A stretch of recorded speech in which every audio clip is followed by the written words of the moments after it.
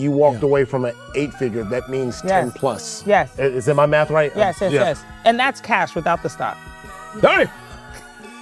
Just to be clear. You need a drink. Get a drink. 154. We all connected, baby. You already know. I'm talking 154. We bringing Africa around the whole globe. Ain't no place like home. Ain't no place like home. Ain't no place like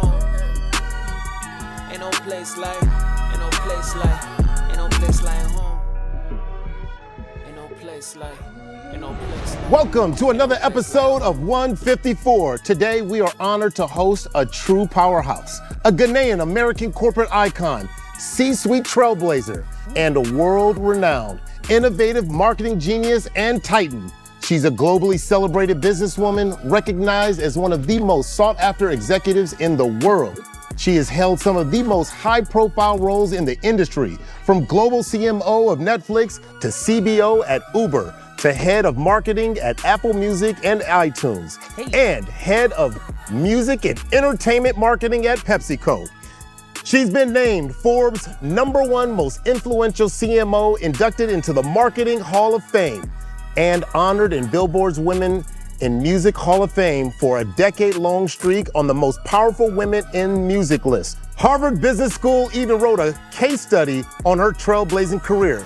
Beyond the boardroom, she's an author, public speaker, philanthropist, ambassador for the African diaspora, fashion icon, reality TV personality on The Real Housewives of Beverly Hills, and a devoted mom. She's also been named among the top 50 most influential female leaders in Africa.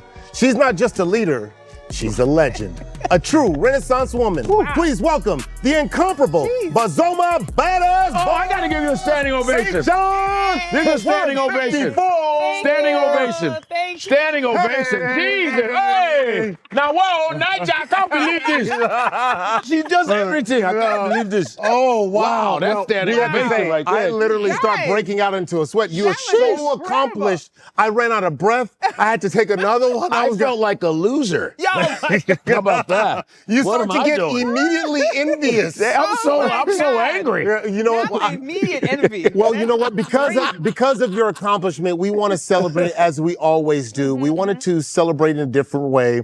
We have palm wine. Yes. And we have puff puff. Do you know puff puff? I do, and we call it bofrots. Okay, so you're from Ghana and you call it bofrot.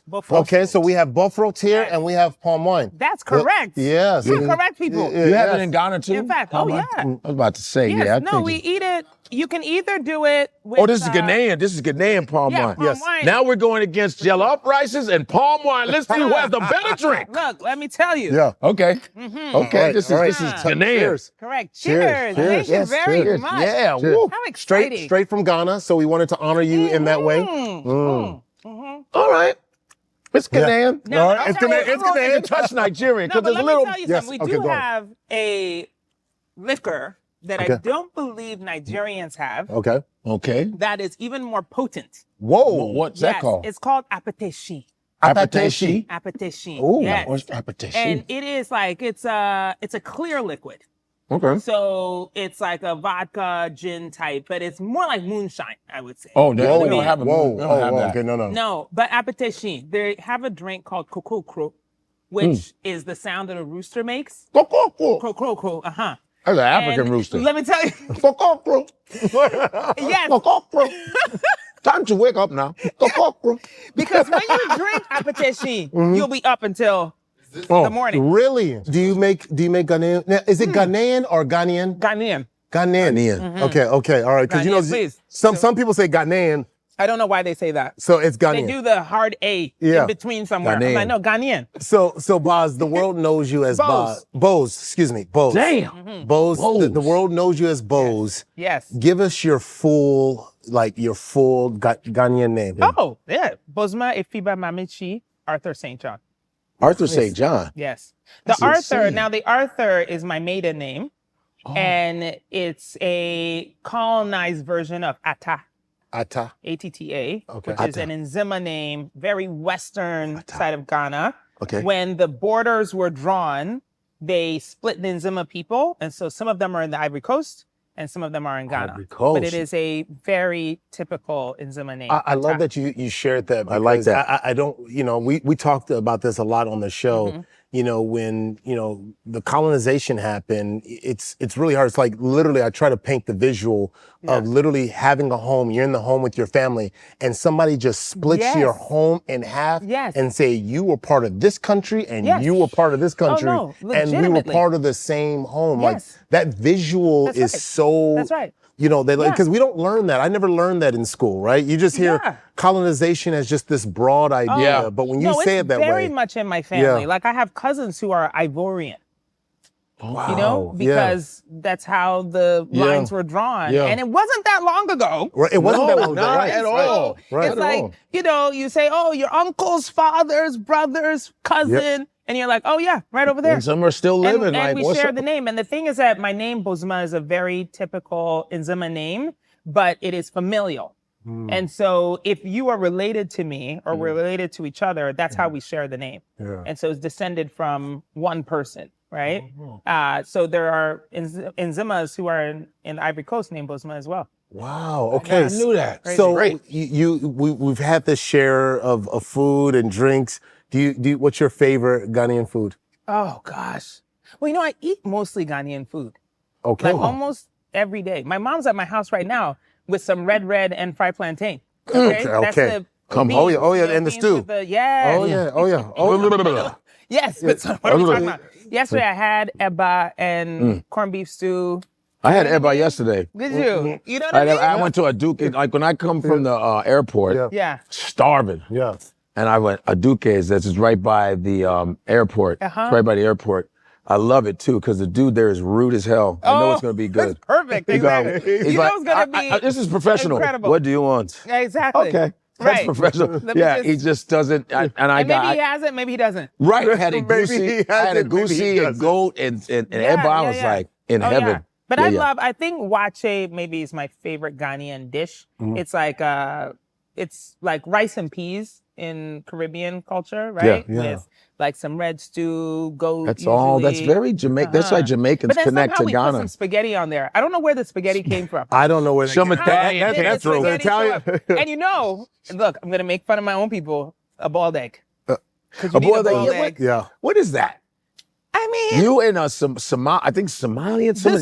They just throw a boiled egg in there. Love a boiled and egg. Spaghetti. Somalians have spaghetti too, and a banana. It's weird. Yeah, I don't know have you ever done it with the moi moi, the boiled eggs inside of moi moi? Oh yeah, really? definitely boiled eggs and moi moi. Sure. Have you had moi moi before? I've had moi moi before, but never with boiled. My mother would have boiled egg. Yep. Yeah, that's good. That's good. That's good. You cut that thing down the middle. Let me tell you. No, but from early, I have a photo. I was like probably 5, and I was standing on a stool at the stove cooking.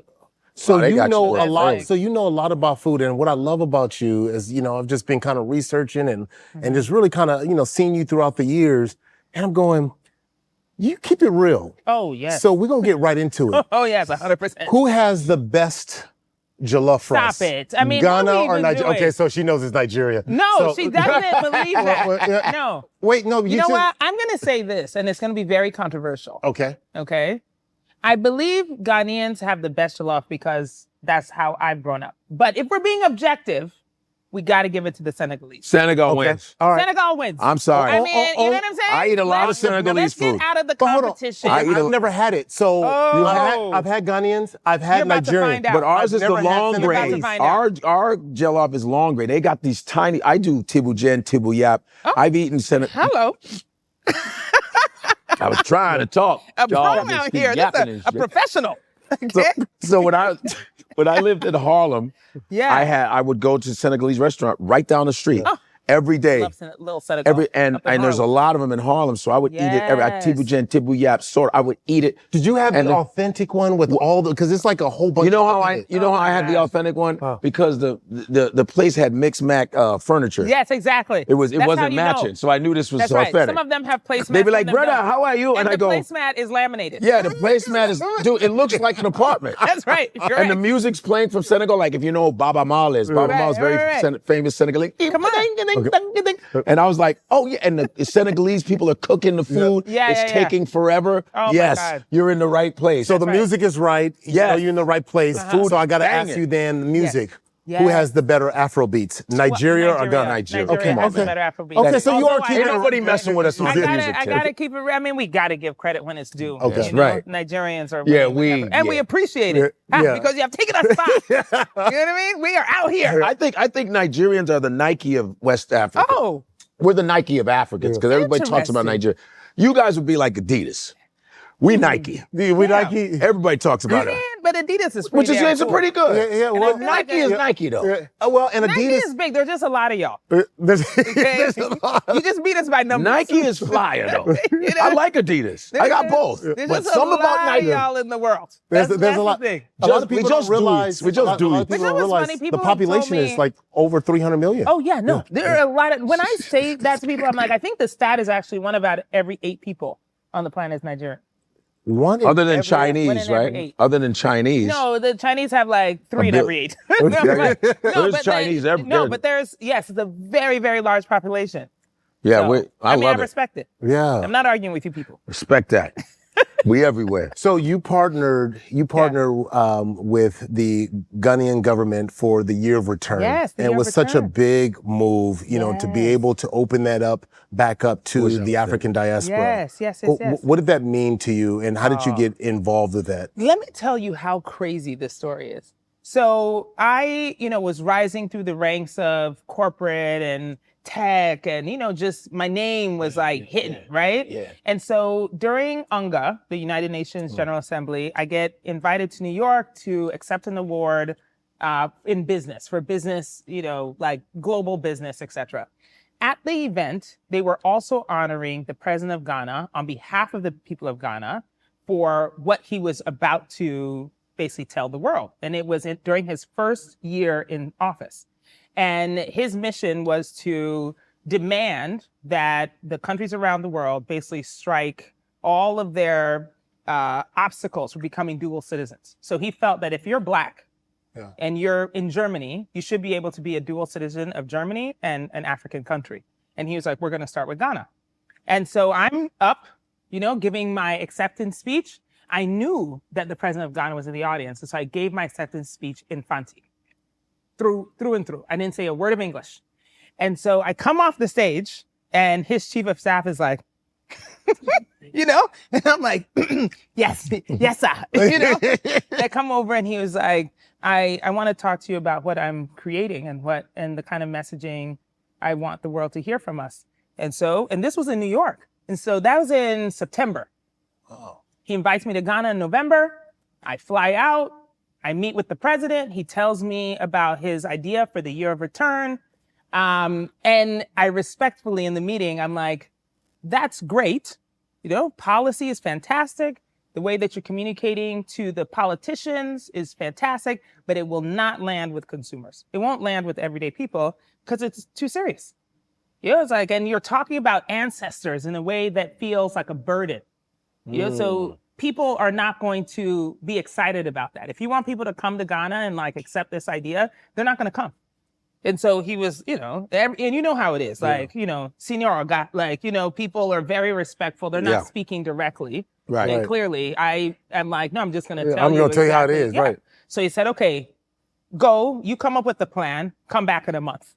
So I come back with my family in December. It's Dirty December time, but Ghana wasn't popping yet. Like Dirty December was still a very Lagos situation. Yeah. And so I present my plan, my marketing plan for the Year of Return. And I'm like, it's got to be based in music and fashion and food. And it's got to feel like the safest place that you can be to party all night long and have a great time. And oh, by the way, you can also go to Cape Coast Castle. Yep. You can also go to, Kakum National Park. You can also go up north and see the animals. Like, let's add in all of that typical African stuff. Yeah. But first, you got to let people know that they can come here and have a great time and safely. Wow. And so we created this plan. And I came back to the U.S. and I was friends with Boris Kodjoe. Boris, Yeah, he was here. And so Boris and Nicole were thinking about coming to Ghana for New Year's that year, but Boris hadn't been in a very long time. His kids had never been. Nicole had never been, but his father is Ghanaian. And so I was talking to Boris. I was like, yo, there's nothing holding you back. Like, come on. So they had an invitation to host. It was like the soccer something, like football association something. And so I was like, no, yeah, exactly. Have them send you. Yeah. And then let's spend New Year's together. Yeah. So they come. Nicole's clothes don't even make it because, us and our luggage. Yeah, right. So she even has to borrow my clothes. And this is like the start of our real friendship. And Boris comes and I'm like, I'm going to have a meeting with the president. I think it'd be important for you to represent entertainers and, because I'm representing the business community and I have a marketing mind, but you're like an actor. So I think you should come with me. So he comes, he sits in the lobby because I don't ask permission to bring a guest with me to the president's office. So I'm in there, I'm having the meeting with the president. I'm giving him the plan for now what will be going into 2018. And at the end of the meeting, I'm like, sir, I have some friends in the lobby that I would love for you to meet. Boris Kodjoe, his dad is Ghanaian. He's since passed, but he's trying to connect back to Ghana. And I would love for him to say hello. And he was like, oh, bring him. So Boris comes in, Nicole, the kids. We're out here with the president. We're just having a great time. And when we came back, Boris, of course, lived in LA at the time. And so when he came back, I was like, let's get this thing together. Like, how do we invite 100 people who we personally know? We'll take them through my experience of New Year's in Ghana, which is like, let's go to a dinner, eat some really good food. Let's go to the club. Let's go watch some great music. Let's end at the beach, like Labadi Beach, and call in the dawn. Let's do that. And then let's just bring 100 people with us who can talk about this and show them a good time. And that was 2018. Wow. And people were like, Ghana, that's a new place. So by the time 2019 hit, which was the year of return, we were already ready to go. So the mission, the president asked me if we could double the amount of visas. So at that time it was about 40,000 visas a year were applied to come to Ghana. And he said he wanted to double it in 2 years. And I was like, I don't even know how I'm going to do that. But I was like, sure, yes. Let me figure out the plan. And coming into 2020, we hit 1 million. A million visas. Dang. So we what did was it. the strategy behind that? Oh, man. Well, because the thing is, I was like, hey, look, you got to mix some of the serious, my ancestors and feeling very connected to the soil with the good time. And then you also got to tell me that I belong here. You got to make me feel that way. So the policy, which now is you can get your citizenship, that was born out of that moment, which is just and the president said it beautifully. He was like, look, I don't need your ancestry, DNA tests and all of that. He was like, if you're Black, then you're from here. Boom. Wow. He was like, so I don't need proof.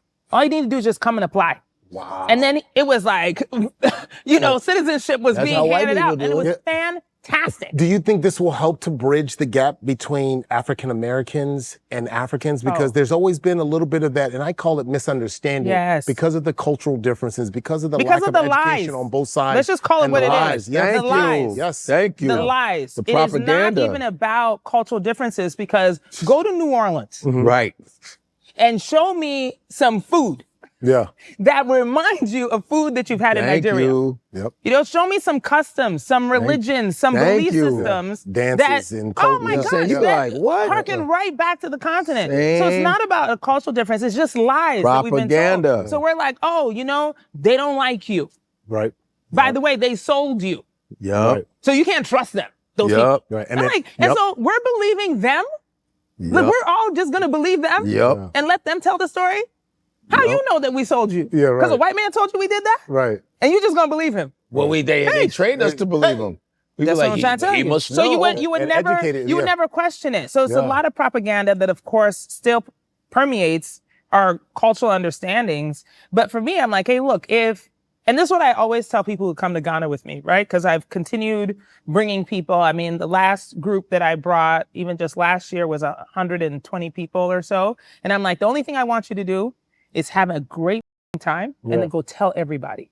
Tell everybody you know how wonderful it was here. That's all I ask. It was the very first country before I even went to Nigeria. I went to Ghana first, and shout out to my high school teacher. She was, actually our counselor, Beverly Silverstein.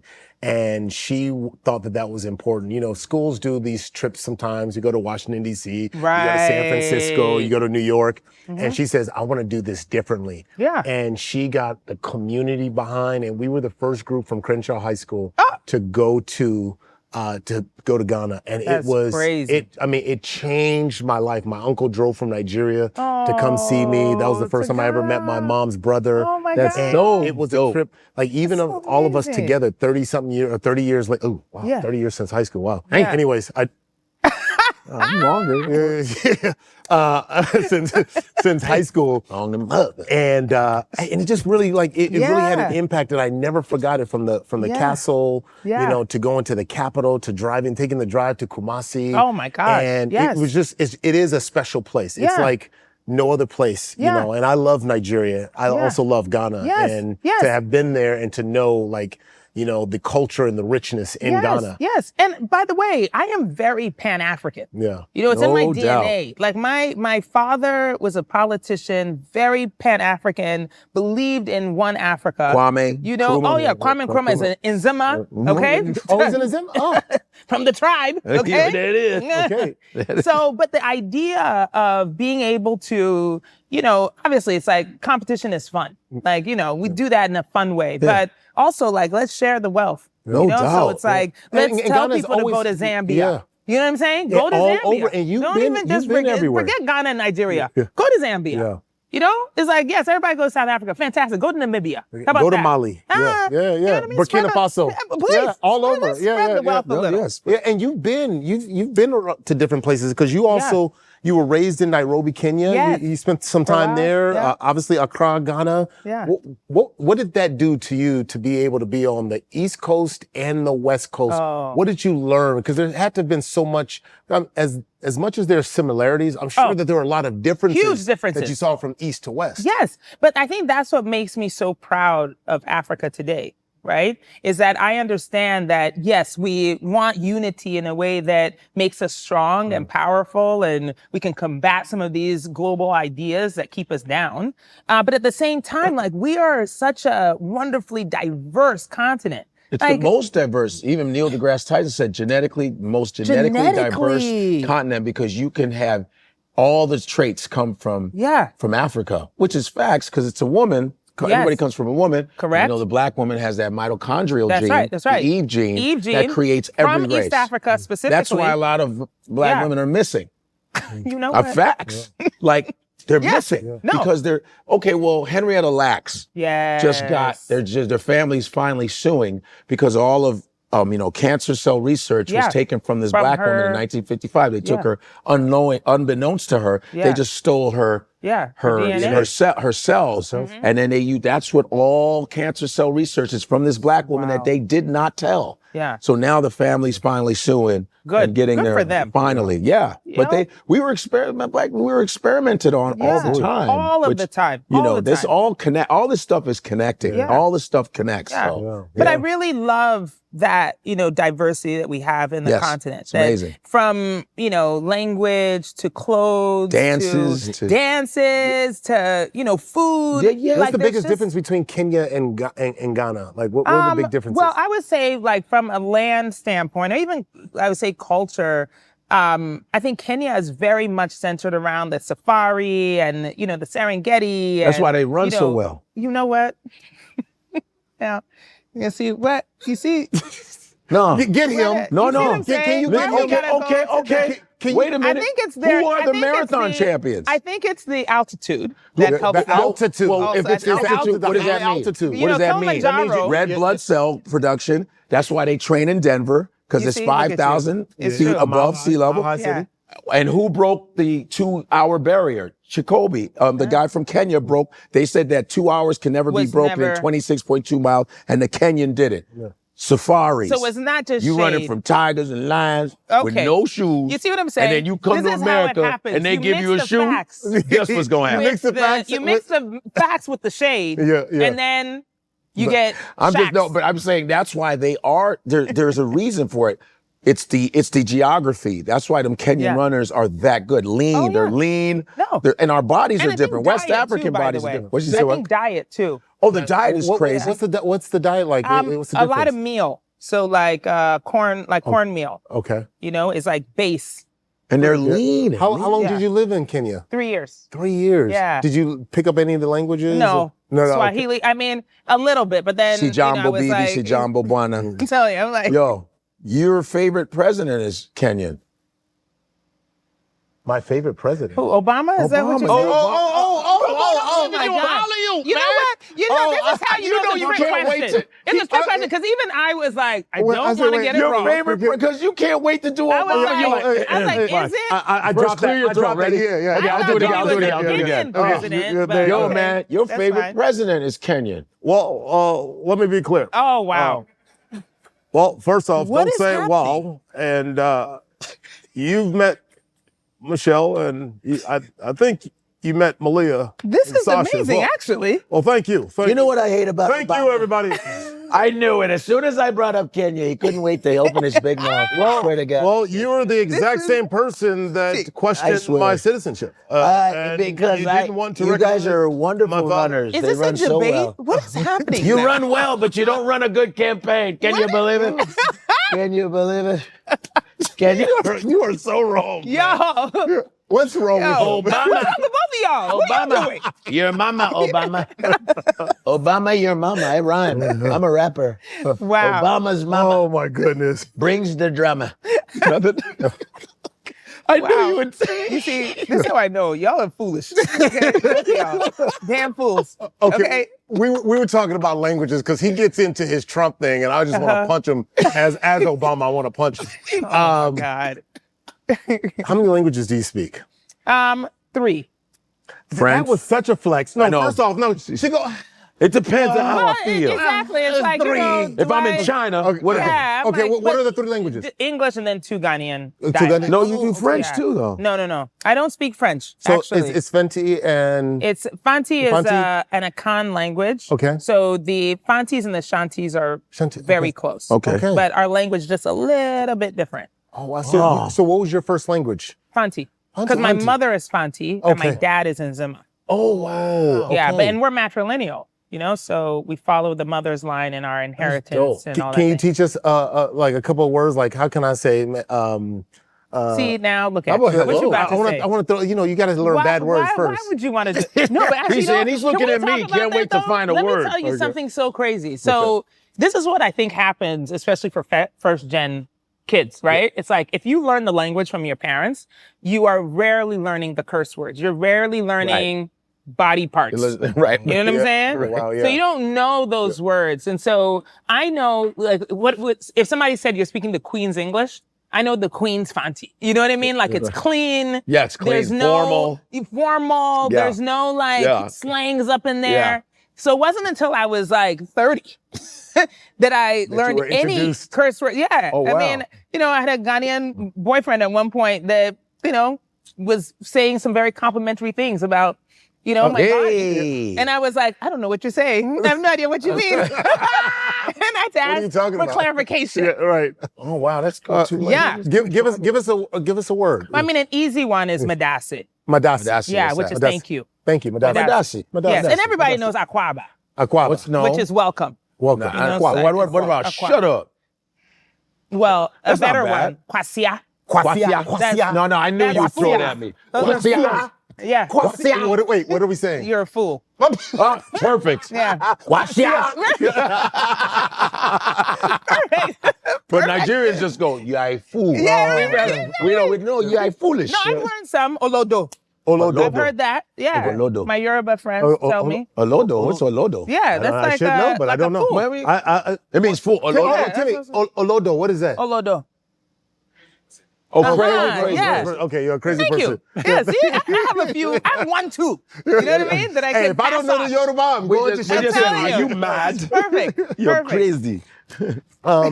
So you spent time, obviously grew up there in both Ghana, spent 3 years in Kenya. Yeah. When did you come to the States? When I was 12. 12 years old. So I was born in Connecticut. Okay, oh, so you're born- I know. okay. I was born in Connecticut. So my dad was getting his PhD. Of course. And you know, here's the thing. This is why my parents are so like they're actually the revolutionaries that a lot of people think they are, is that my dad took the Fulbright scholarship because, that's when they were sweeping the intellectual property from Africa and putting them in Europe and in the Americas, etc. Right? And you were encouraged to get your education and then stay, right? And build and become a doctor or whatever, right? And my dad was like, yeah, so I'm leaving. And so I was born 6 months before he got his PhDs, and we left and went back to Ghana. And then that's how he got into politics and all of these other, ambitions that he had. He taught at the University of Ghana. He refused to give us any English names. It's like very, You had fight the power. very much like, oh, we're African and don't ever forget it. So by the time we moved to Colorado Springs when I was 12, it wasn't like, we've been saved, by America. Isn't that like, military? There was no assimilation. Right. Isn't that military town? Very military town. And I think my dad liked it because, and by the way, we were one of the first African families in Colorado Springs. Now there's so many. It's like amazing. All you the do way is that bring immigration one. works. I'm telling you. And they'll be like, you people, come. Exactly. Yo, let me tell you. But that's the thing. It was such a beautiful place to grow up for many reasons. Yeah. But I think as an African person, the most dynamic thing was that our, Easter parties or Christmas parties or summer barbecue, we take food to the park, you know what I'm saying? Oh, yeah. But it would be Everybody. all kind of Africans there. So it wasn't just Ghanaians or just, we didn't stick to our people. We had Cameroonians as a part, you know what I mean? That's So it what's was up. very multicultural or Pan-African for Pan-African. us. Yeah. But, Colorado Springs was a tough place to be dropped off in What was your October. experience like? Yeah, what was your experience like that coming from Africa, then straight into the cold of December or of Colorado? It was terrible. Oh, yo, let me tell you something. Okay. So literally just yesterday, if I had my phone, I would show you. My sister, I have 3 sisters. There's 4 girls in my family, and we're all very close in age. I'm the eldest. The youngest is 6 years younger than I am, right? So we're all very, very close. So my sister, who's right beneath me, and I were going to the same middle school when we got here. And she sent me this picture of the yearbook, that I had totally maybe forgotten or blocked out ever. I was in 8th grade. She was in 7th. And the headline in the yearbook page where our pictures are prominent says, "Out of the wild jungles of Africa." God dang. You lying. I will show you right now. But What is it? phone. No, Nico, can you give me my personal phone? What? And what's so crazy in it I'm sorry. it says, "Out of the wild jungles of Africa." And then it's describing us and and then I will read you what my quote is so that you have an idea of what I was like at 13. Yo. Thank you, Nico.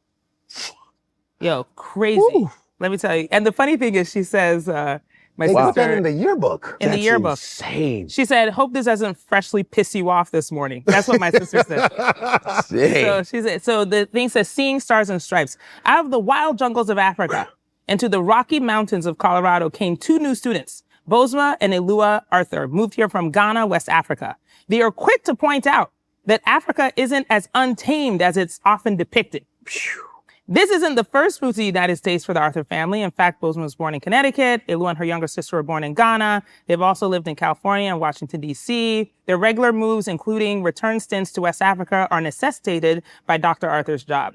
He's employed with international students, blah, blah, blah. But the point is that, even then, I was like, it is not what you think it is. And I'm not going to let you tell me what I know to be true. Yeah. Because think about that time, right? Late 80s, early 90s. Yeah. You had Sally Struthers on TV. With the kids, the poor kids. Yep. Oh, yeah. I would go over with that sad voice. Yes, I would go over to my new friend's home, and there'd be a picture of an African child with distended belly and flies on eyes, and it said 1 cent. And a fat white woman. 1 cent will go. Does that make sense? Who's eating all the food? Who's eating all the food? She's like, "Please feed them." Like, She you was ate eating it. the You food. ate all the food. You know what I'm saying? I would ask you this because we've got the CMO here, extraordinaire. If you were hired, for example, for all of Africa to rebrand Africa in the way people, because your experience, and I'm assuming you moved into a predominantly white neighborhood. Yes. I grew up in a predominantly black and brown neighborhood, but predominantly black when I was growing up. Okay. But the same experiences you had, I also had in the black community as being othered, because there was this miseducation of what Africa truly is. And we've been misinformed in that way. Yeah. And so when I would, because that touched me in a different way, because you're sitting there and you're like, no, this is, well, you're the same. And and there's this disconnect. Right. How would you rebrand and change how Africa is portrayed here in the States? Well, so it's interesting that you asked that question, because when I met the president the president of Ghana in 2017, and he first told me about, like, hey, look, I need you to work on this. Pro bono, by the way. I said that I didn't know that I could. I was just like, I don't know that you can change like the brand of a country. I was like, I don't think I've ever seen that before. Right. And he was like, but you tell people that Apple is better than Android. He's like, or you tell people that Uber is better. He's like, or you tell people Pepsi's better than Coke. He's like, you've been able to do that and very successfully, I can see. So why wouldn't you be able to tell people how great this place is? And I was like, well, and I couldn't think of an answer, which is what inspired me then to come back and then really get, pen to paper and try to figure out, how do you elevate? Because there's been 400 years of bad marketing. Yes. 400 years of bad marketing. Yes. When you say it like that, it just, very, very bad marketing. Aside from the human atrocities that, no, which continue, because there's a perpetuation of not just the otherness of Africans, but the lesser than. Yes. So you can point to other continents and say, oh, they're great for this, or they're great for that. You may be racist, but if you want somebody in tech, you're going to hire somebody from India or China. That's true. You know what I mean? Like, go to Silicon Valley right now, And so there is a perception that like, oh, you may not be like us, but you're still great because you have XYZ thing. Where's that in Africa? Right. Where's our thing? Nowhere. And so part of the rebranding had to start from culture, right? I think what Black people in America especially say is that African-American culture travels, right? It is replicated everywhere in the world. Does. It is, lauded everywhere. People want to be it, even if they hate it, right? Yeah. Which is the truth. But where was that born? Africa. And so that's why I went there first as a means to start rebranding what Ghana could be, was that you got to lead with culture, and culture often means music and food and fashion and those type of things. Now, aside from that, if you're like, hey, look, we're the greatest for that, okay? But then also, you've got all of our resources. Yeah. You've got we've got all kind of minerals. We're powering your iPhone. Yeah. Man, insane. Like, so lithium battery, cobalt. So I'm like, part of the rebranding has to come from the richness of the resources, both human and material. Yeah. In order to think about how we actually impact everyday life. I thought one of the coolest thing that happened in 2025 or 2026, I can't even remember. They kind of mix up together. But to see iShowSpeed travel. Oh, yes, that was just 2026. This year. 2026.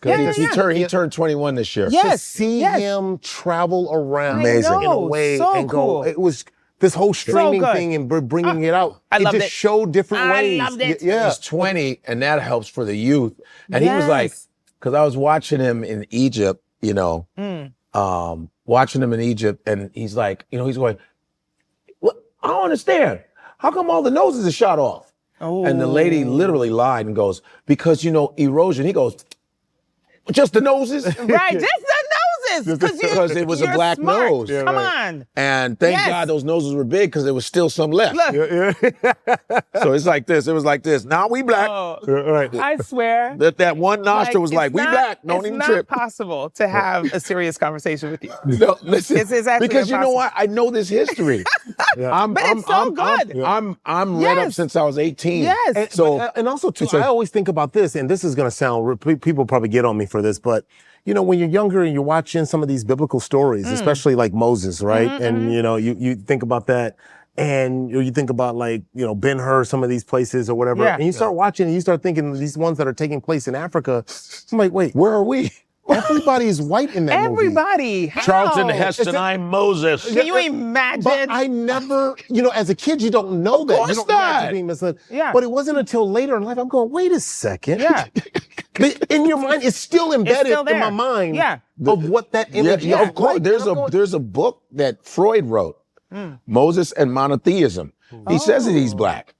See, I had it in college. I mean, but they were black people. Yes. It's just go by geography. Yeah. When I was performing in Israel, I performed in Israel, Saudi. I was in Israel. I was going around. I went to the Sea of Galilee. I went to everything. I went wherever Jesus went. That's where you were Except going. I didn't walk. Okay. Took Uber. Oh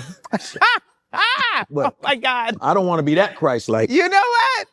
And I had sneakers on. No sandals for me. I But absolutely anyway. love this. You were so I don't want to get struck fantastic. down. But I went around. I went so around. fantastic. You're amazing. I went around. I'm like, I'm talking to the Ethiopians there, and they were doing a lot of infertilization, like trying to make Ethiopians non-fertile around there. Oh. They don't even do DNA testing there. Wow. Ooh. Right? And I go, wow, it's hot out here. I said, nah, Jesus could not have been a white dude. This is not about. There's no way. Not me being. It's just he had to be a black guy. It's hot as hell out here, and I was with a bunch of white comics. They were burning up.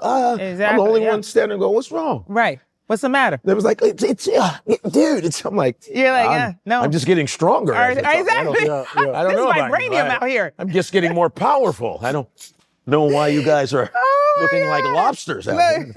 But I just know I know he was it has to be because the landmass is still connected to Africa. Because the Middle East, there's really no such thing as the Middle East. There's no such, they just did it on purpose to be separate from Africa. Because in some museums, when I go, they literally go Egypt, Middle East. I go, no, it's in Africa. I've been to Egypt. It's like, it's in Africa. It's just the brainwashing and the racism. And it's just what it is. That no Africa, but take everything from Africa. Yeah. But we don't want to know that Africans started everything. Right. Can't have that, you know, in academia. But that's why I think that the entertainment business, marketing, like even literary, these are such important parts of art because they're storytelling all of the time.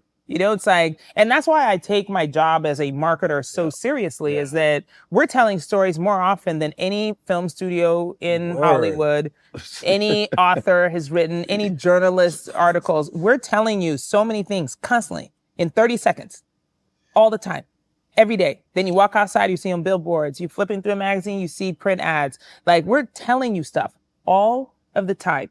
And so the messages that are imparted, the images that you see are more influential through a marketer's lens than any studio in Hollywood. I was with a marketer one time and he told me, you don't even know this. You think you're making decisions, but we're making the decisions for you. I was like, and I felt some type of way. I'm like, hold on, dog. Like, I make my own decisions. That's what you think. Yeah. Them shoes you bought, them jeans you bought, you don't even realize it. And so when you start thinking about, when I start thinking about Africa and how, especially Western media, I call it poverty porn, right? And then it's like, just push it. Yeah. And then all of a sudden that sets up the great savior, right? Oh, yes. The great savior comes in and donate and do this and feel good about yourself.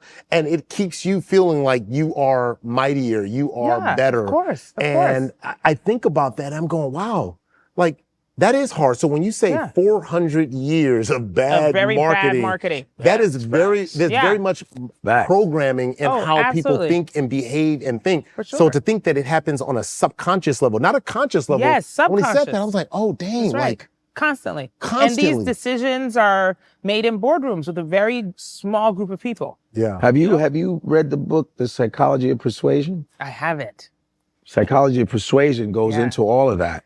On how you get people to believe things. Because if you run something in somebody's face enough, I forgot the word. They go, like this horrible music, like the music, these horrible artists now. You'd be like, no, but they're pretty compared to Whitney Houston, compared to Michael Jackson, when they were like really good. You didn't have to. You're like, damn. Yeah. These bums that are so-called artists you play it enough. You know how you hate a song, but you're singing it? Yeah. I hate this song, It's but you know, catchy. it's An earworm. It's all Earworm. subconscious and psychological. Yeah. That's why psychology is so important. Just running things in people's minds, subconsciousness, self-hate. Yeah. It's a brilliant idea for what they did, you know? So I want to get into your career because you are we're going to start off with a powerhouse. But you got to start with the beginning of it. You started off working for Spike Lee. How did that happen? Well, because I was taking a break between undergrad and med school. Oh, of course, you were in med school. Of course. I took the MCAT, you know. MCAS. Like I Why was don't you get your pre-med. doctor's degree? Oh, please. Yeah. Exactly. Like, Like, why? Oh, my God. And the funny thing is that I didn't know what marketing was. I really didn't know it was a career or anything. I've always been enamored by pop culture. And so I just wanted a second to breathe. You know, but my parents were not about to fund this little jaunt. no breathing. You know, they were still back in Colorado Springs, and I was like, I want to go to New York. And they're like, and do what? You know what I mean? Why? Just You know? walk around. Wasting time. You know what I mean? Time. And I, but, you know, being hard-headed and naive, you know, and a little stupid, I had one friend who was going to Columbia Film School, and I made a deal with her that she'd let me sleep on her couch if I cooked. Okay. You know, so she'd buy the groceries, I cook, I clean, I stay on the couch for free.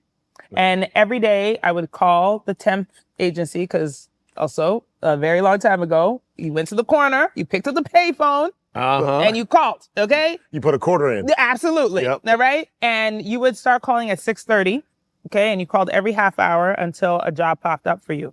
And I did that for months. And sometimes I would walk dogs. You spent a lot of money on them calls. Let me tell you, okay? It was, You had rolls of quarters. And the last call you made was at 9 o'clock. So every half hour from 6:30. And so one fateful day, I call the temp agency and they're like, you're in luck. Spike Lee has fired his assistant and he needs somebody to come and answer the phones in the office. Crazy. And I was like, thank you, Lord. And the funny thing is, I've actually joked about this before. I was like, I think the only reason they told me that is because I was the only black person that was hired at the temp agency. And so they were like, we got to send somebody black over there. You know what I mean? So I went, and again, naivete and my destiny kind of met together. And Spike walked into the office. He had a script under his arm. And I'm sitting here. I've been there for maybe 2 hours. I'm answering the phones. And it was one of those open concept offices, right? So you got the creative director. This 40 acres? No. So he had started an agency called Spike DDB, which was in partnership with DDB Needham, which is the one of the oldest ad agencies in the U.S. It's what Mad Men was made off of. Oh, okay. Right? Oh, okay. Yeah, so it was a partnership with them. And so he walks in and he's carrying a script. And I'm like, what is that? That's none of your business. Right. No, Keep your mouth shut. Don't ever question me. Don't ever question me. Well, he was like, oh, I'm working on a new script. And I was like, oh, can I read it? Like, who? Today, I would never say that. You know what I mean? But I was so dumb. I was like, can I read it? Why wouldn't you say it today? Because I would think that, like, why would I read Spike's? What's wrong with it? Like, why would I? He was carrying it for a reason. But he let you know what I you. mean? Like, you would logically tell yourself that you shouldn't ask the man to see his script. You know what I mean? Especially if he's working on it. Right. So he's kind of surprised. He throws it on the desk. He walks off. He's like, get it back to me in like 3 days. I was like, That's awesome. Okay. So, and by the way, this is one of his favorite stories. When you see him, ask him this story. He'll tell you. Okay. So I go home because also on top of being pre-med, I was also an English and African-American studies major. So I think I'm hot shit. So I take a red pen to the script and I start marking it up. I write character development suggestions in the margins. I make corrections on grammar because there was a lot of bad grammar, I felt. Look what you did to my script. Look what you did to my script. The participle doesn't match the, you know what I mean? And I was making all these corrections. So I come back, you know, and by the way, again, I'm answering phones, okay? I have no other job there. Just to answer the phone. Just answer the phone. So it was a Friday afternoon. Spike comes in. I hand him the script. And he's like, oh, you read it? I was like, yeah. He's like, oh, great. Would love to talk to you about it. I'm like, okay. I wrote some notes. And the whole office is silent. And he's like, you wrote notes on my script? Uh-oh. I was like, yeah. Look at the story. Hey, page 1. You know what I mean? It's literally his favorite story. So he looks at it up like he cannot believe that this young you know, has like marked up his script. So he literally snatches it from me, storms into his office, slams the door. I'm sitting there with my purse in my lap, like, I'm fired. Like, I'm like, how am I going to do for money now? You know? So I'm sitting there. It was the longest maybe hour of my life, but it was probably 10 minutes. And he comes back out and he was like, you made some good points, you should stay. And that's why I got my job with Spike. And how long did you work with Spike? How long did you I was working with him for 4 years. At his ad agency. And so I was his assistant, and then I was promoted to, advertising assistant, and then account executive. And then, very long story short, I was one who suggested to him that he should cast Beyoncé in the Pepsi commercial that he was pitching to the company. And he did. And we won the business. And then Pepsi was like, whose idea was that? And they hired me. So first off, what was the name of that movie?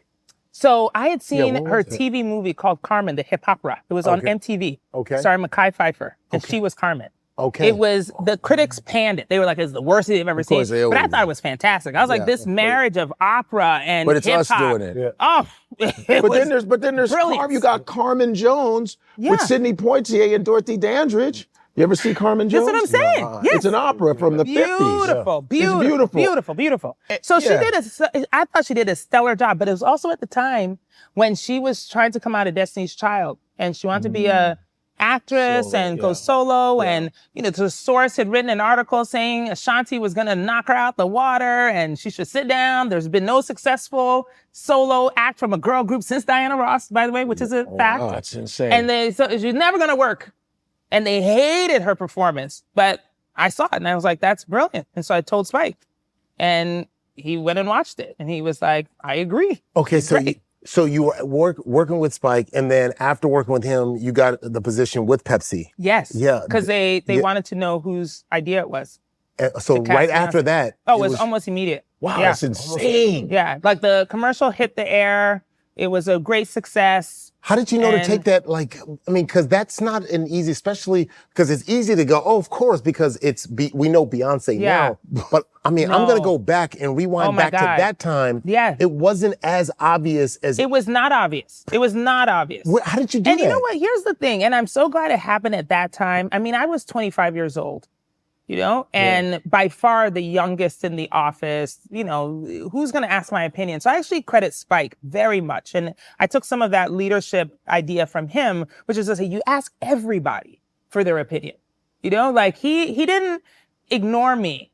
He didn't throw my ideas away. He came and asked, like, what do you think? After he asked his creative director, and they had gone to the Billboard charts and, made the lists of all the high performing artists at the time, put them in because you needed that drink shot, at the end with like a pop star. And I was like, I think it's Beyonce. Like, she's really great.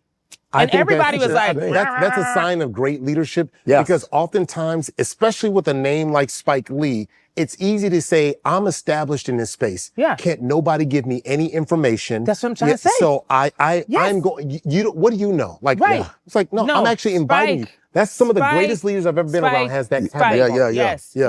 And I love him. Yeah. I really, really do. Years later, when I was getting inducted into the Hall of Fame, he did like one of those testimonial videos. And he said at that time, he knew that one day he'd work for me. I met him for the first time at the Black Critics' Choice Awards this year because I was actually presenting an award to my friend Sky Marshall, who's on Matlock with my friend Sky Marshall. Amazing. Spike Lee was there, and so I'm sitting there, David Alan Grier, and there's Ryan Coogler, and I'm just sitting there, and Spike Lee's one of my favorite directors. Scorsese, New York Film School. Scorsese, they're all from the same film school.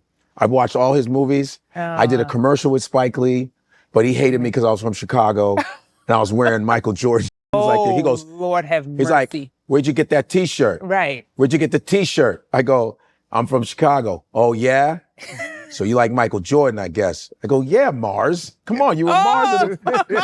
He hated me. But then I had a book that I brought. It was a pictorial book of Spike Lee when I was in college, because it was of all the movies he had done so far. Yeah. And I go, he goes like this. I don't really like because you're from Chicago. I go, hey, can you sign this book? He goes, hey, that's cool. Right. So he signed it for amazing. me, and he walked up to me, like this a few months ago. Walked up to me.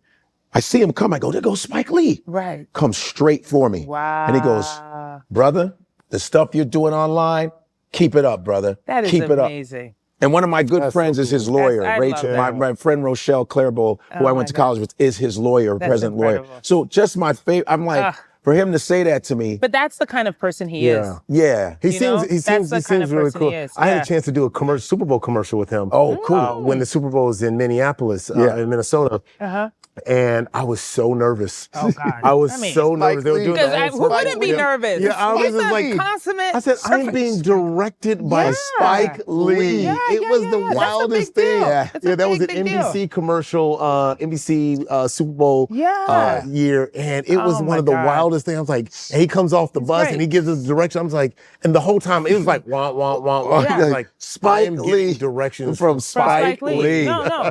But he's also an incredibly generous person, you know? So like even back then, you know, his season tickets like on the Knicks, floor. the Knicks, He would, if he wasn't going, he'd be like, Boz, you want to go? You and a friend? Yeah. You know, and I'd be like, yeah. You know what I mean? I'm right there. I'd be like, is there a credit card on file also? Because I want to get a few drinks. You know what I mean? I saw him again at a Knicks game. And I'm not a Knicks, I'm Bulls, Knicks, Jordan, but I saw him again because Karl Anthony Towns is a friend of mine. He's a fan of mine. So he goes, you want to come to a game? I go, yeah. Wow. I'll bring my other buddies that are Knicks fans. Right. So at halftime, Spike Lee comes up to me again. That's brother, amazing. I'm watching you. Keep doing it. I'm like, my favorite, and I've never been in a movie. I've always wanted to be a Spike Lee movie. Do the Right Thing. Mo Better Blues. I mean, he may got me through college, man. And his pops, Bill Lee, rest in peace, Bill Lee with the jazz. I got into jazz because of Spike Lee. Well, that's Mo Better the beauty. Blues. I started to understand jazz. His understanding of music is incredible. Yes, and it's always been a big part of a lot of his movies. Yeah, you know, with the but I think that's vinyls and all also of it. why he appreciated Beyonce in that moment. Yeah. You know, that he could see her differently than how other people were seeing her at the time. How did you, you know, especially, you know, you're sitting in a room with a big titan like the NFL, and at the time they were very, very risk averse. Oh, you know, after the Janet Jackson debacle or whatever they want to call it.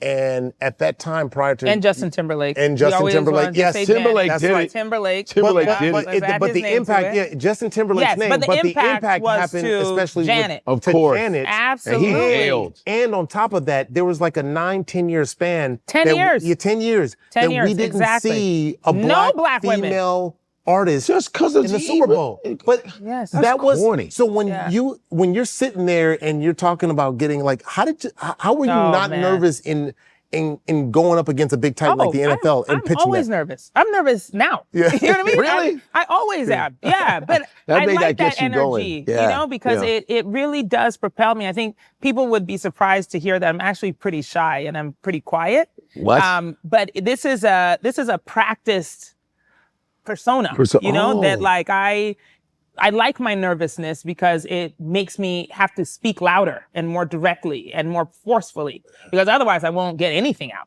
you know? Oh, wow. And so in that room, and knowing that a black woman hadn't been on that stage, by the way, they did not want Beyonce at all, not just because she was a black woman, but they felt that she wouldn't connect to the audience. You know, they were like, it's going to be, you know, way too, like, she's too pop. It's not going to work. You know, they needed something more masculine. And, but the truth of the matter is that she was the right artist at the right time. And, you know, sometimes you also got to use your heavy. It's like, hey, we paid a lot of money to be the Super Bowl halftime show presenter. Right. I think this is our choice. So I'm gonna put you on a hot seat. Okay. I'm sure you've seen a lot of Super Bowl halftime shows. Oh. Who had the greatest or had the greatest Super Bowl halftime show of all time? Michael There's- Jackson. Hands down. Michael, he saved the Super Bowl halftime. Yeah. I mean, Michael, right. okay. Yeah, Michael Jackson, That's not there's even. no That's not argument. even. Anybody wants to say That's you not can't. Thank you. Yeah, Thank it's you. not. I just wanted to see, But the Broadway show is about that. Yeah. is about him saving. There was no real Super Bowl halftime show until Michael Jackson started because In Living Color took away their That's right. Because black shout out to culture Keenan Ivory sells. Wayne. Keenan Ivory Wayne. Shout out to the Wayans family. He's And shout out technically to Fox also. And the Fox, because for believing.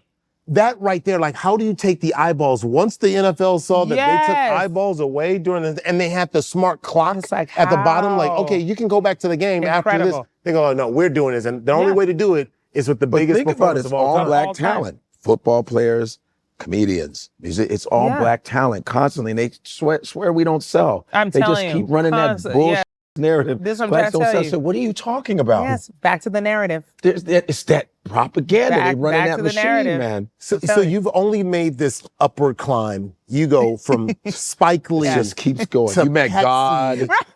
Then Jesus asked you to take over.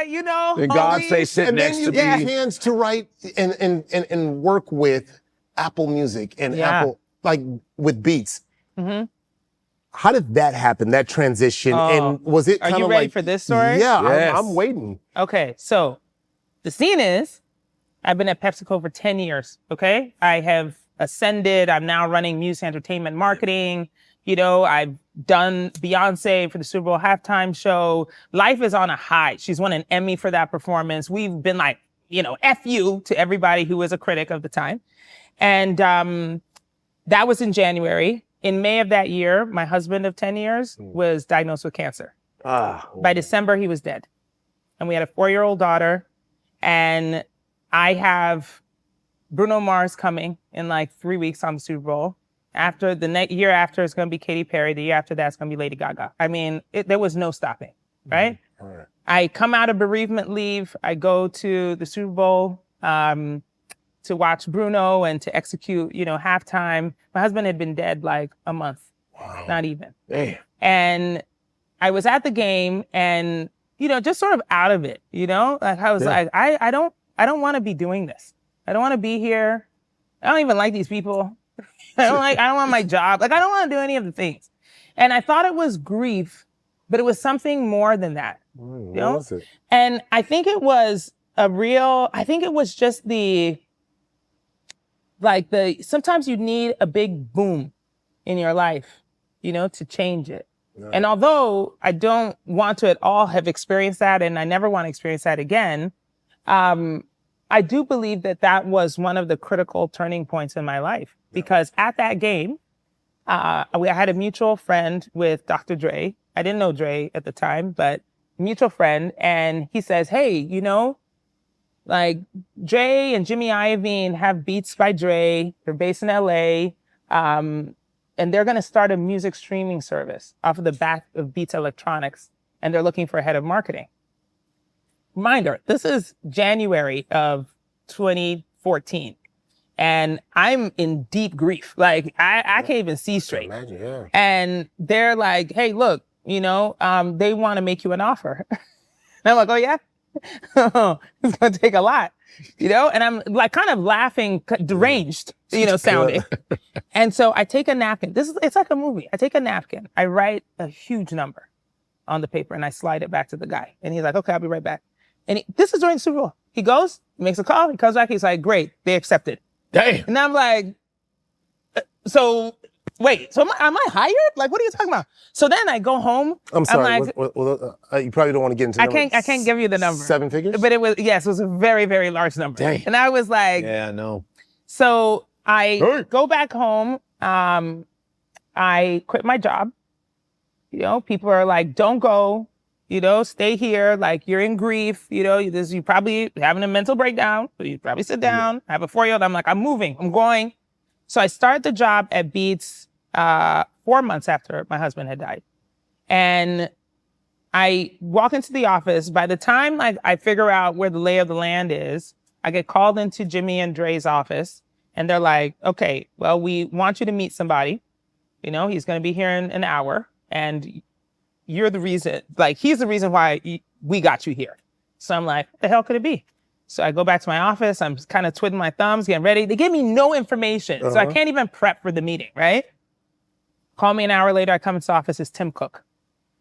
And he's in the office and Tim is like, Apple. Yes. And Tim is like, is she the one? And they're like, yeah. Like, she knows big marketing. She also gets us. She understands this culture. Wow. And she's going to help us make sure that we develop the next greatest thing in streaming music. And Tim purchased Beats Music, which then became Apple Music. And he asked me to run Apple Music and iTunes. Insane. Can you imagine? Yeah. Woof. So that's how I started pinch running yourself? Apple Music and iTunes. Wow. Yeah. Your story is just so amazing. It just gets so better crazy. and better. It's so better. good. I mean, It's crazy. It was it's just crazy. like, how do you go back and Yeah. like, where did you first realize that you had this marketing mind? Like, can you just see anything and go, I can make that better? I really can. But I think that was You're early. Like I just seasonal didn't. salt. Like, I can make that better. What do you think about this sweatshirt? I mean, I love that sweatshirt, actually. You like the sweatshirt? It's very good. This is the See, look at now, 154. both of you like, oh, look at mine. It's Everybody better. wants you get to purchase your 154 This is our sweatshirt. new merchandise line. So, Oh, is it? What do you it's our think? new What do you think? merchandise line right Oh, here. We got a fantastic. nice cashmere sweat. Look at that. That's I love pretty that hot. cashmere. That's me and more the style. sweatshirt. Boom. Got So, You know, well, people give us your marketing. We're in a marketing up? meeting right I now. know, Might as well. exactly. So how do we market? Well, how do we market the First of 154 all- merch? First of all, I'm so glad that you're actually wearing the merch. Yeah. You wouldn't believe the amount of people who try to sell something and don't use it and don't wear it, don't talk about it. It's like, what the hell are you doing? Okay, You know, right. What's the point? You need to wear it all the time.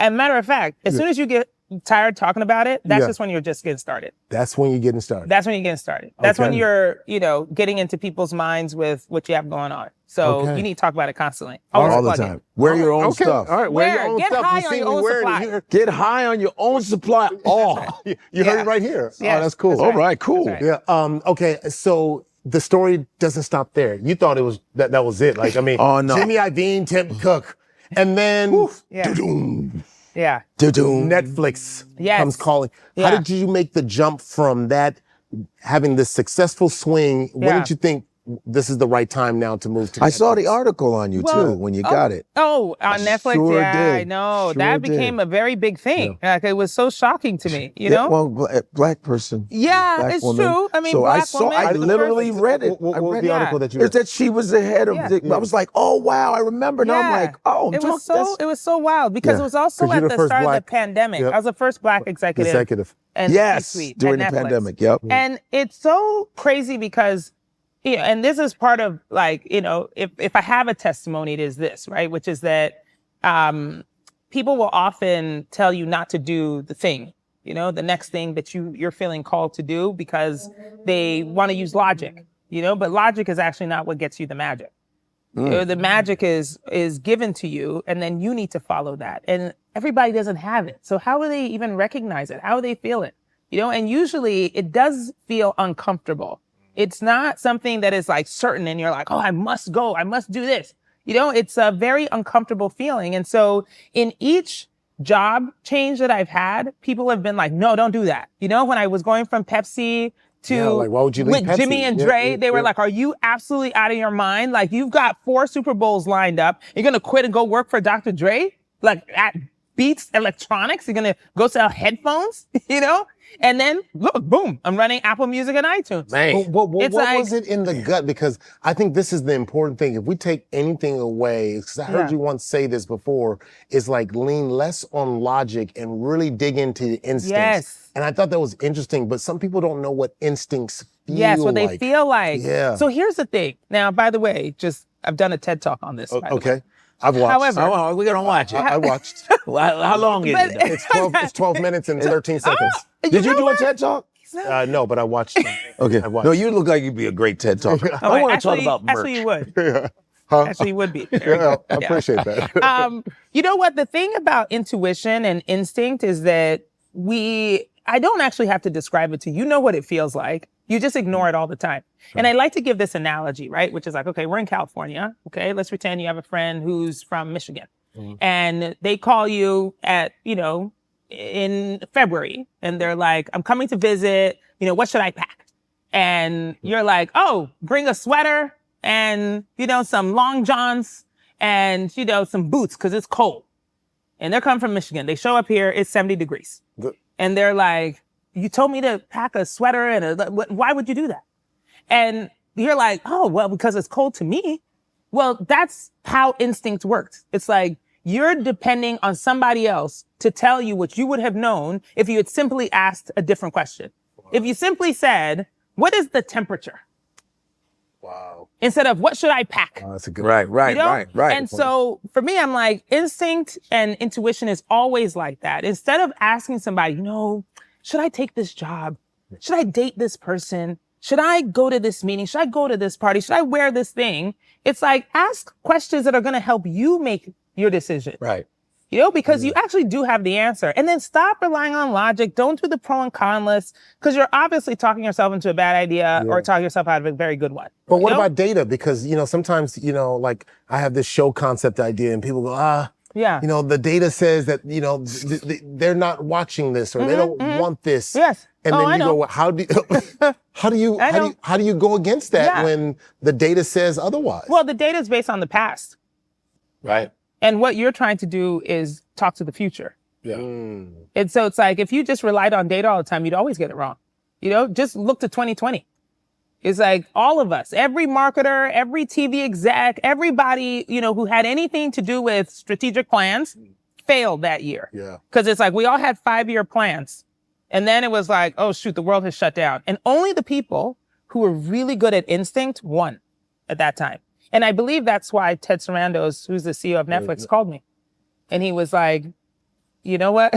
You've got it. I need you to come here and help us tell people that they should be watching our shows, that, help us understand how to talk to people, because we need them over here. Were you part of the da-doom for Netflix? Yes. That was you? That was That mine. sound? That was mine. So the sound so the sound already existed. Yeah. But I wanted to elevate it because, sonic, sounds it's a very important part of our psyche. Yes. Yeah. And also I should mention that my dad is a musical savant. So he's the kind who can hear a piece of music and play it on any instrument. Wow. By the way, I have no musical talent at all. Like, I can't play an instrument, but I do have a golden ear. Yes. And so when I heard it, and that's why I've also always been so drawn to music, but when I heard it, I was like, man, like that, it's so good, and it's something that will permeate into pop culture only if we allow it to become a thing. And so we elevated it. We made the sound louder. So when you turn on, Netflix, that's the sound you hear. Yeah. And we created even a festival around it called the To-Doom Festival, which was to elevate and tell people about, all of the shows that were coming. Did you get stocks in all these companies Of course. Every single one. I have stocks at every company I've ever worked Woof. with. Yes, Boy. big stocks. Woof. Wow.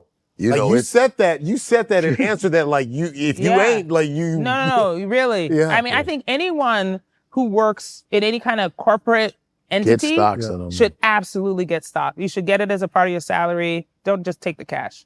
Always get stock. It's scary for some people to not have the tangible touch of the cash and go, ooh, I can do what I want with I this. didn't say be poor. Yeah, You know what I'm saying? I didn't say like take money that you can't live. I'm like, get the money that will allow you to live and live well, and also ask for the stock. By the way, companies are more likely to give you stock, because that's something that's paid out in the future. It's actually not paid out now. And so, they'll give you stock over like increasing your cash by $50,000. Right. It's much easier to give you stock. With all the success, all the money that you wrote down on the napkin and the stocks, what have you learned about money, and what have you been able to teach those who've been coming after you? Yeah. Oh gosh. Well, the thing is that like, look, there's, the idea that money is not good or you shouldn't be proud of it is a lie. Again, narratives that we've been told, I think mostly to keep us humble. Yeah. It's like you shouldn't talk about money, you shouldn't ask for money. It's like all these things will make you seem like, you don't have any integrity or something. And those are lies. Yeah. It's like, I was actually on an interview with Gayle King once. I love Gayle. Where she literally asked me in the middle of the interview, I think she forgot where she was, and she asked me how to ask for a raise in her job. And I was just like, you should ask for the most money that you can. I was like, think of the biggest number. I had a mentor tell me this. She says typically women have a harder time asking for more money. Oh, yeah. And I've often wondered why that is. Because they want to be qualified. Yeah. But that's also a lie, because what happens is that by the time you're qualified for it, you're overqualified for the job. As a leader, I had 3 to 1 more men come into my office to ask for a raise than women, for sure. And they would come after like being in the job for 6 months and then be like, I'm doing well. Don't you agree? Yeah. Give me more money. I believe I deserve a raise. Women, on the other hand, work on the job 3 years and then come and say, I've been doing a good job. It's been consistent. Here's my proof points. Don't you think and you're like, you should ask for one after year one, actually. Wow. You shouldn't have waited. Wow. But I think it's also, again, part of this concept that we've been taught Sexism, to not, ask, not be assertive about money. Yeah. The thing is that it is there and it can be yours. You simply have to ask for it. Yeah. So you take that and all this knowledge that you've had and, the wealth that you've been able to acquire through your own talent. Yeah. And I think that's, to me is so impressive that you were able to see something differently than your parents had. And you go, hey, I've got this talent. And then you move to Uber.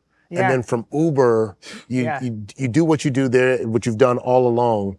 And then you make the biggest jump of all time.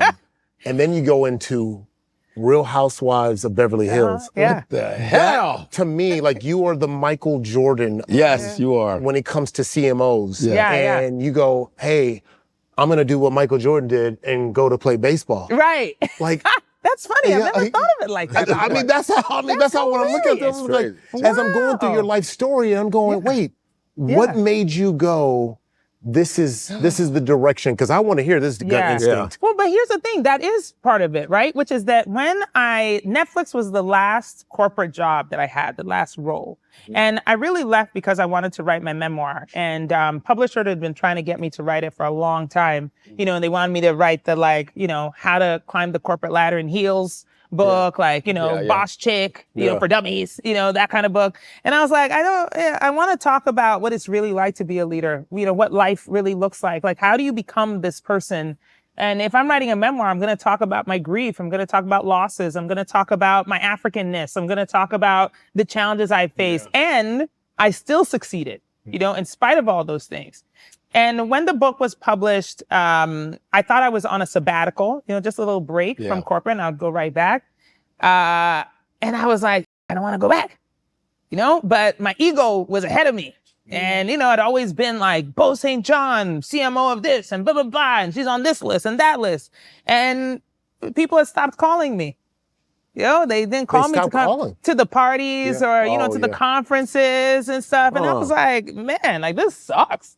And how'd you forget me so fast? So I took a couple of interviews. I made it to one very, very large company that wanted me to become the CMO and then after 18 months become the CEO of the company. And I had one more meeting, which was with the whole board. I was in Europe. And I was sitting in my hotel and I was like, damn, I don't want this job. I don't even want to be here. And by the way, the offer was already with my lawyers. Wow. 8-figure. And I was like, oh shoot. I was like, oh man. Woo. I was like, I don't want to do this. I don't want to do it. Boz, I'm sorry. I'm telling you. Wow. I'm sorry. And then in football we do timeout. Yeah. I'm so sorry. I said I don't want to do it. I'm so sorry. Yes. I just want to go back just real quick. Yeah.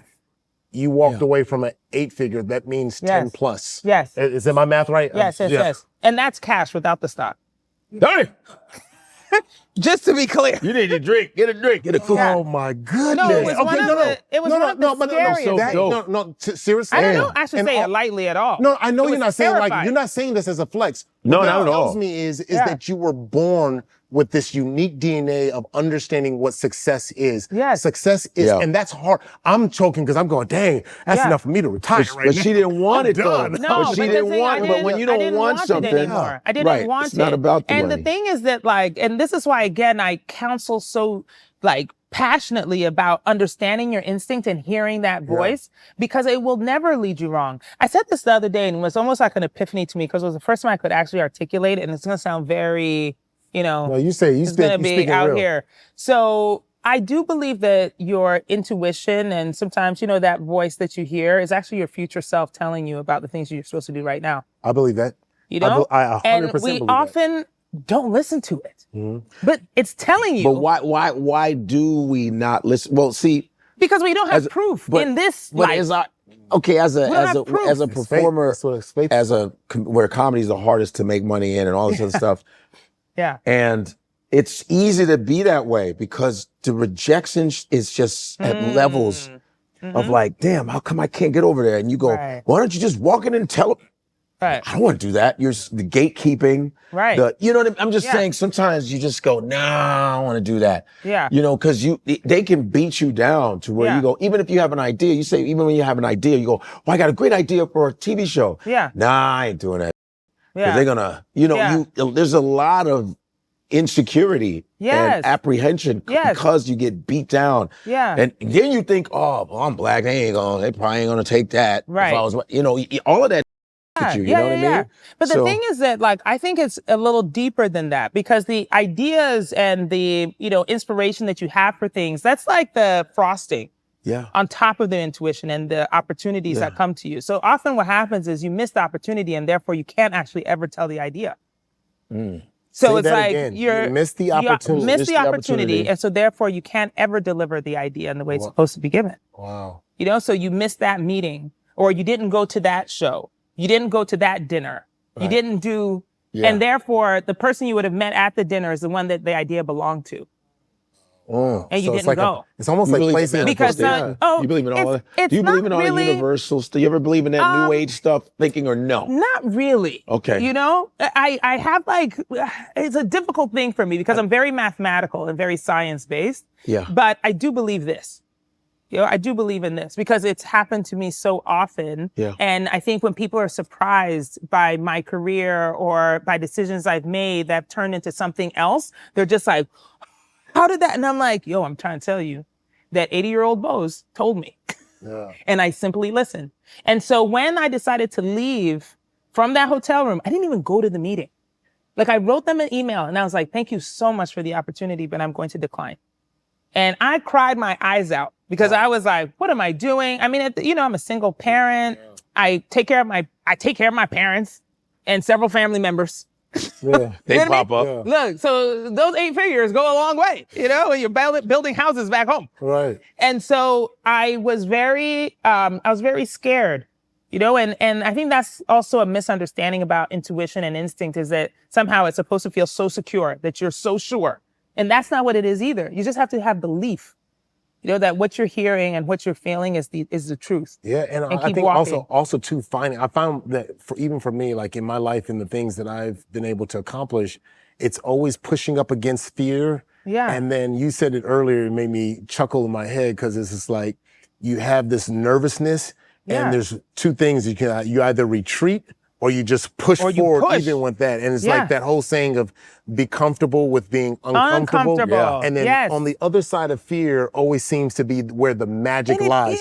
But most people stop at fear. I'm telling you. It's like I am sitting here. I feel like one of those crazy people who's like standing on the street corner and yelling at people all the time. I'm like, I'm telling you, this is real. It is real. You simply have to believe yourself. Don't ask people for their opinions about what you're doing. Yeah. Like, why do we do that? You want to go ask your best friend whether or not you should take this job, you should start this podcast, you should do that. Yeah. No, don't ask them. They don't know. They were not given the message.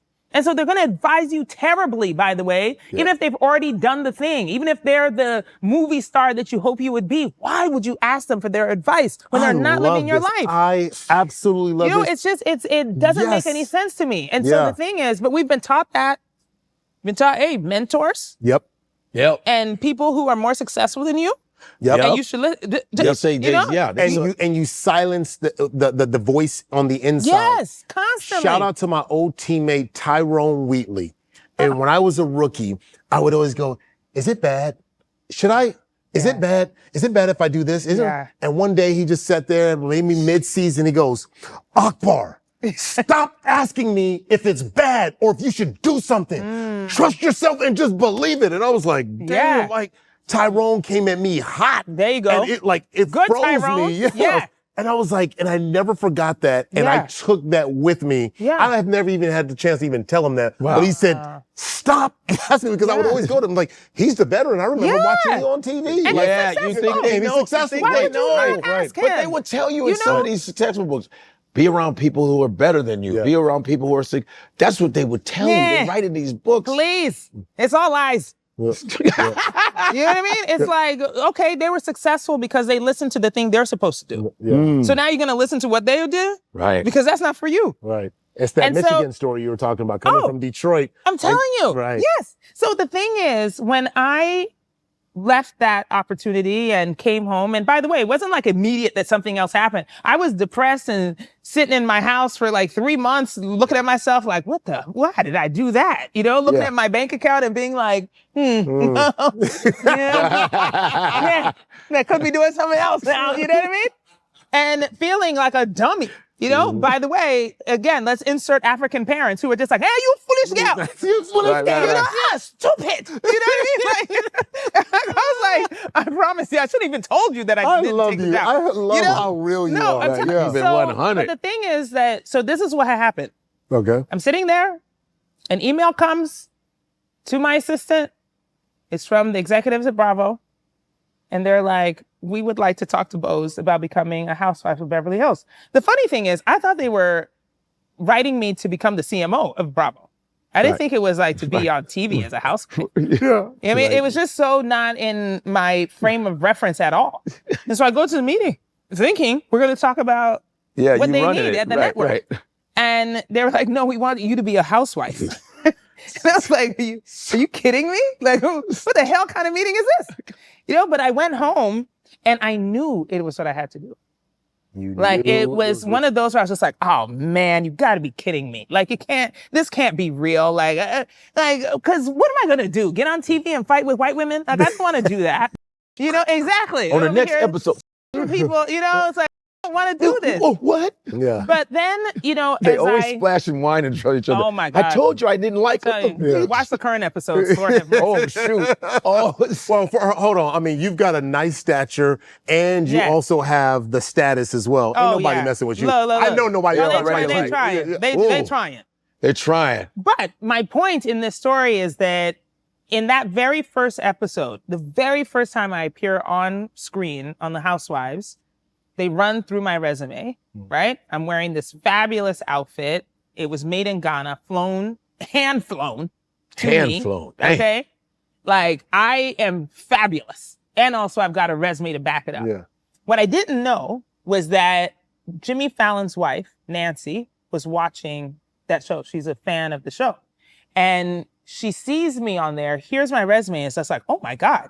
Because Jimmy had sold a show to NBC called On Brand, which is a marketing competition reality show. Oh, yes, that's right. He was looking for a CMO to add the weight to be a co-host, and then also who could appear on camera and be entertaining.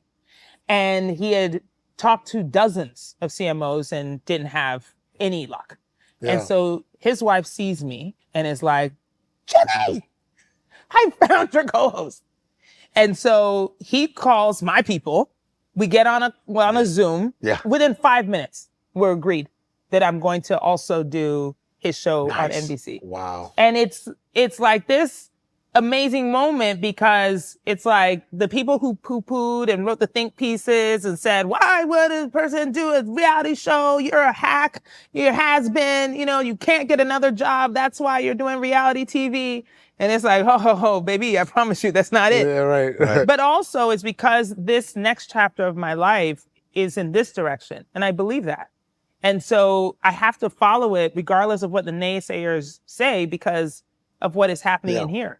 You know, that 80-year-old version of myself is telling me that this is the direction and I'm going. Your instincts, your intuition is dead on. And I just have to say, they used to say that the Dos Equis dude was the most interesting person in the world.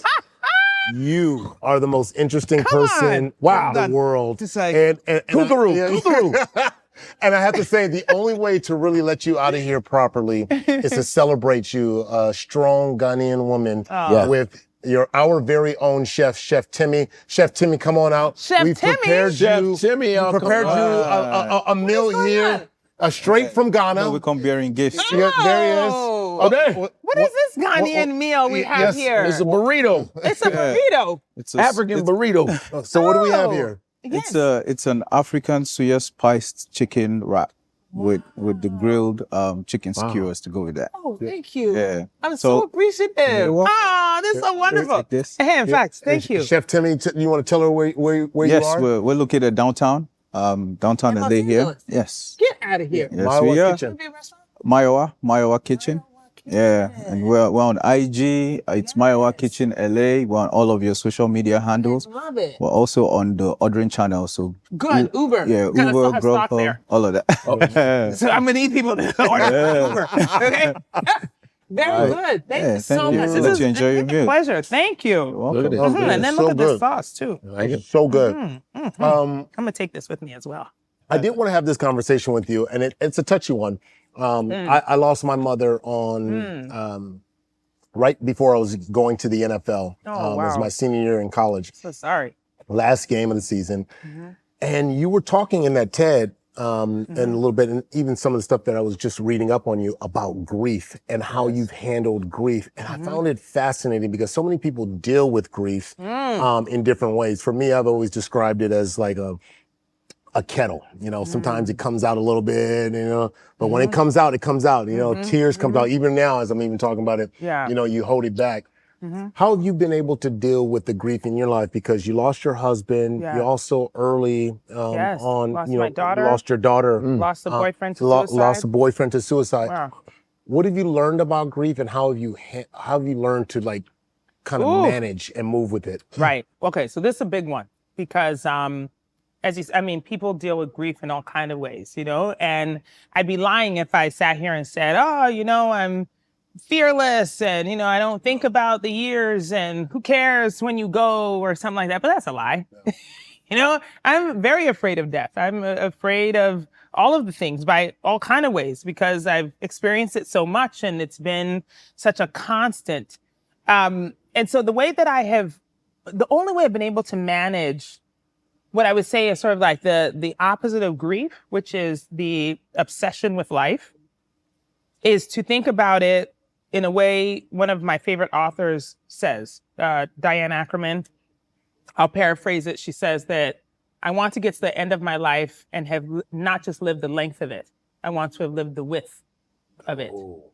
And that is striking to me because often, you go to a funeral and people will say, oh, they lived to 99. What a blessing. What a wonderful life. And you're like, how do you know that? Right. How do you know that they lived a wonderful life? Simply because they had years? Right. Because it was long? And my husband died 4 days before his 44th birthday. When people said to me in the receiving line, they would hug me and say, oh, so terrible. His life was so short. It was stolen from him. And while I agree with that, and I was 36 at the time, and I was thinking oh my God, I'm just trying to get to 44, I just want to get, and the morning of my 44th birthday, it really dawned on me this idea of urgency, in life. That urgency isn't about time, it's about intention. Yeah. That I need to intentionally want to do this. And I intentionally want to live a wide life. Because I don't care when I go. You're going to be like, that goddamn Boz. Yeah. Did you see her life?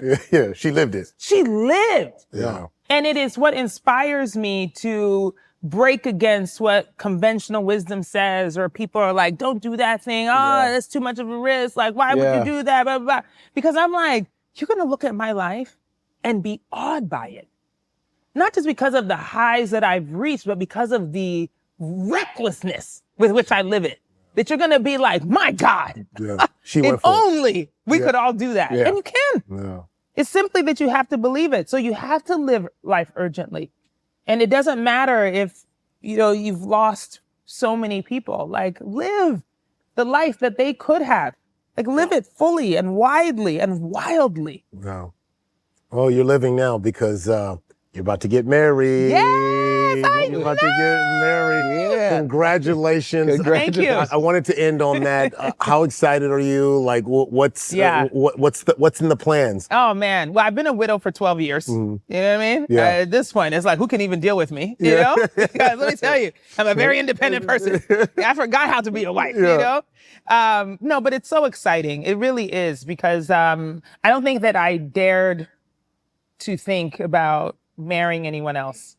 You know, I think when you've gone through something like that, you know, even if they left, you know, all the little annoying things that you hated, you know, all of a sudden they rise to sainthood, you know, after death. It's like, nobody can beat him, you know? But he's very much alive in our house, you know, for me and my daughter. And so I think it has been difficult for somebody else to come in and feel comfortable. And I think it really required a very special person. Yeah. And he's that. Are you going to do Africa and Of course. Hey! Oh, of course. We got to do a Ghana wedding. You know what I mean? 1,500 people, all the kente, you know, all of that. 1,501. I'm coming. Yes. When? Let's go. In August. End of August. End of August.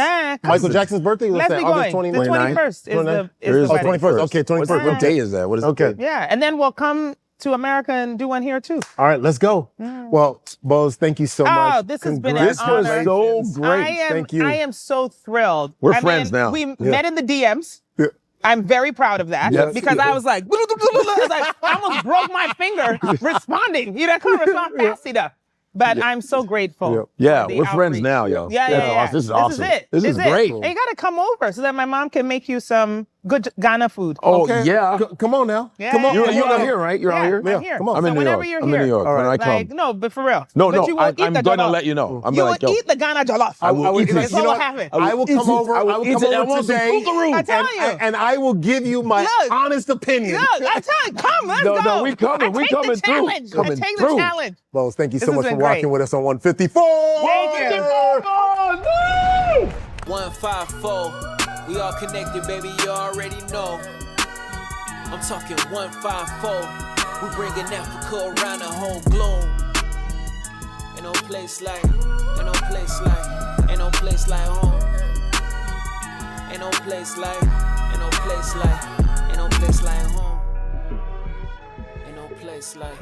ain't no place.